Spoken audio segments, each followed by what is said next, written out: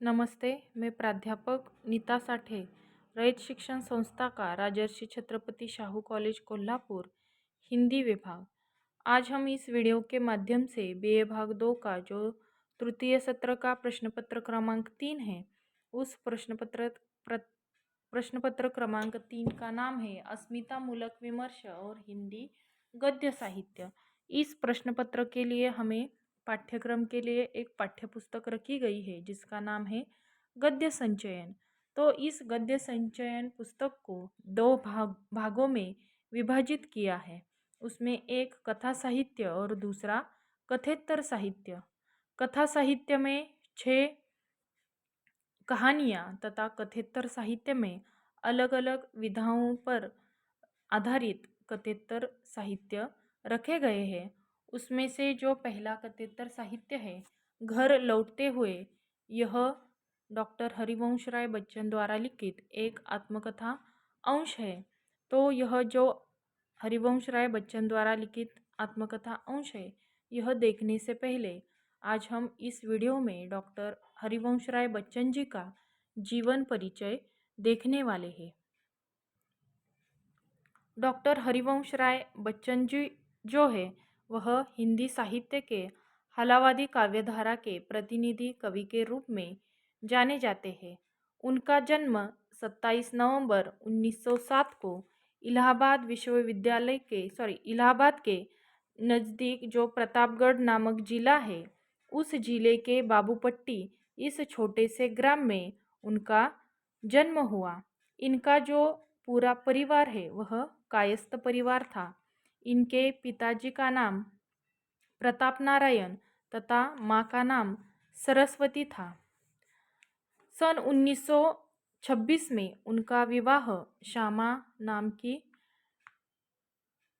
एक स्त्री से हुआ, लेकिन दुर्भाग्य से उनकी मृत्यु हो गई और अपनी पहली पत्नी के मृत्यु के कारण उन्होंने तेजा नाम की एक स्त्री के साथ दूसरा विवाह किया और अपना जीवन बिताना शुरू किया। जो हरिवंश राय बच्चन जी है वह हिंदी के एक ख्यातनामा कवि या साहित्यकार के रूप में जाने जाते हैं। उन्होंने अपनी जो जीवन की घटनाएं हैं, उन घटनाओं को अपने आत्मकथा के माध्यम से वर्णित किया है। तो उनकी जो आत्मकथा है, उस आत्मकथा के 4 भाग है। उसमें से पहला भाग है क्या भूलूं क्या याद करूं, दूसरे भाग का नाम है नीड़ का निर्माण फिर से, तीसरा है बसेरे से दूर और चौथा है दशद्वार से सोपान तक।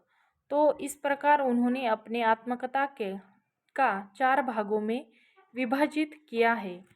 उनके परिवार में उनके पत्नी तेजा से उन्हें 2 बेटे हैं, एक अमिताभ और दूसरे अजिताभ।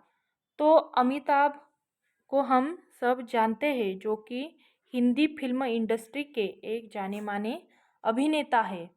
तो ऐसे जो हरिवंश राय बच्चन जी हैं, उन्होंने सन 1955 में कैम्ब्रिज विश्वविद्यालय से PhD की उपाधि प्राप्त की है। उन्हें भारत सरकार के विदेश मंत्रालय में हिंदी विशेषज्ञ के रूप में कार्य करने का भी अवसर प्राप्त हुआ है।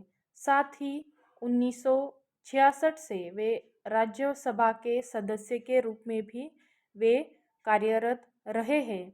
उन्हें अपने साहित्य सृजन के लिए अनेक पुरस्कारों से सम्मानित किया गया है। उसमें से उन्हें साहित्य अकादमी तथा पद्म भूषण यह पुरस्कार मिल चुके हैं।